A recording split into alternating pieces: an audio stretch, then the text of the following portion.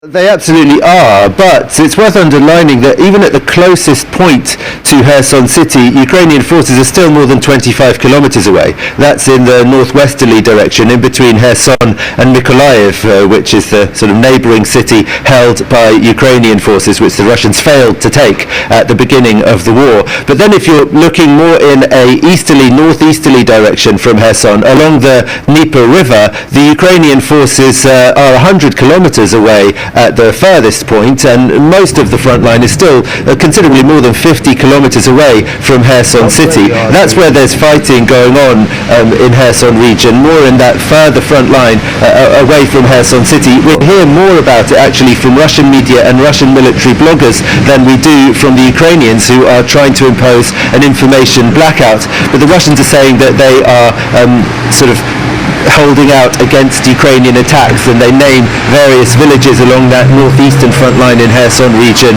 which the Ukrainians reportedly attacked. What the Ukrainians place more emphasis on in their communication is the long-range strikes that they're carrying out on Russian ammunition depots, pieces of infrastructure, bridges of course, pontoon bridges across the Dnipro River, trying to cut their logistics. And Ukrainian soldiers on the ground in Kherson region, in various different media reports I've seen in recent days from different places actually, are saying that they are seeing the difference in terms of the amount of strikes, artillery strikes, that the Russians are carrying out. The Ukrainian soldiers are saying that they can see that the Russians are having difficulty getting their ammo supplies in because they seem to be trying to be a bit more economical in the numbers of projectiles that they are shooting towards the Ukrainian forces. But everything indicates that this is still very much a long battle ahead, and that Ukrainian forces entering Kherson is not something we're really expecting to see in the coming few days. I think it's going to take longer than that.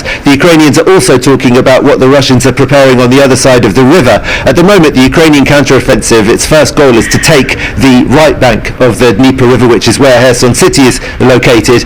The actually larger part geographically of Kherson region is on the left bank of the river, and there the Ukrainians and also international analysts say that they are observing the Russians setting up sort of semi-permanent defences, prefabricated bunkers that they're bringing in, and really preparing to defend that left bank of the river very, very strongly if and when the Ukrainians, having taken Kherson, decide to try to take the left bank as well.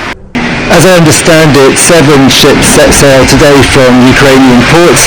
This after Ukraine essentially called Russia's bluff in conjunction with Turkey and the United Nations, which brokered the original deal. Ukraine decided to send 16 ships across the Black Sea from its ports towards the Bosphorus on Monday, despite the fact that on Saturday Russia had said it was withdrawing from the deal and would not guarantee those ships' safety.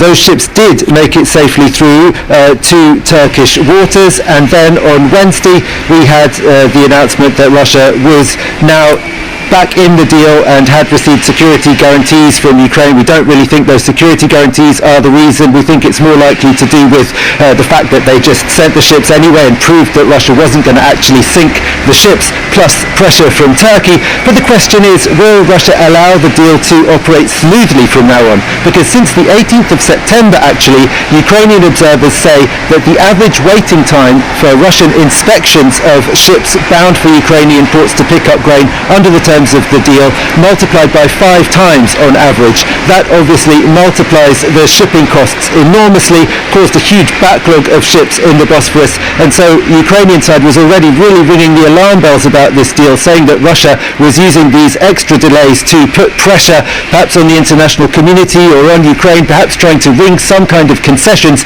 before the deal comes up for renewal on the 19th of November. And that's of course the other question: will Russia agree to the deal being renewed after it comes to its end on the 19th of November?